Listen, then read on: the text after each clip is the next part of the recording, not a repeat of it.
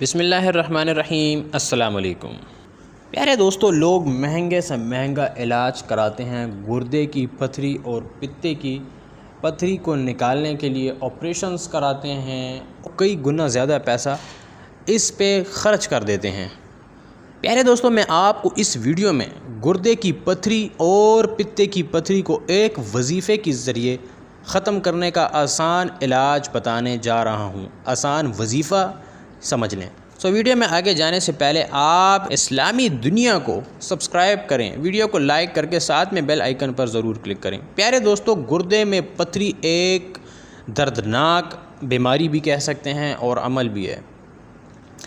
اسی طرح آپ کے اگر پتے میں پتھری پڑ جاتی ہے یا گردے میں پتھری ہو جاتی ہے، پتھر ہو جاتے ہیں، خراب ہو جاتے ہیں گردوں کی، آپ کو کسی قسم کا بھی مسئلہ ہو جاتا ہے، تو انشاءاللہ قرآن کی یہ آیات جو میں آپ کے سامنے رکھنے جا رہا ہوں، یہ پارہ نمبر 1 یعنی سورۃ بقرہ کی آیات ہے 44 نمبر۔ پیارے دوستو، اس آیات کی تلاوت کر کے میں آپ کو بتا دیتا ہوں، اوپر اسکرین کے اوپر بھی چل رہی ہے۔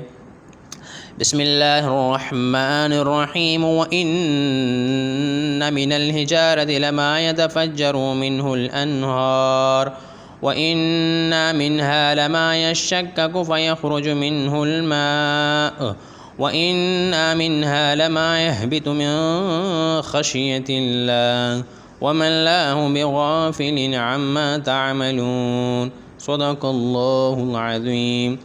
پیارے دوستو، اگر آپ کو گردے اور پتے کی پتھری دور کرنی ہے تو اس کو آپ نے 41 بار پڑھ کر پانی پر دم کر دیں، اور جب تک اس وظیفے کو آپ نے کرنا ہے کہ آپ کا علاج مکمل طور پر کامیابی سے ہو نہ جائے۔ پاک صاف رہنا ہے، اللہ پاک کی خاص عبادت کرنی ہے، 5 وقت کی نماز پڑھنی ہے، اس کے علاوہ آپ نے پانی زیادہ سے زیادہ پینا ہے۔ اس وظیفے کو پیارے دوستو جو اس مرض میں مبتلا ہیں ضرور کریں، تاکہ آپ کو اللہ پاک کی اس عظیم آیات سے شفا حاصل ہو سکے۔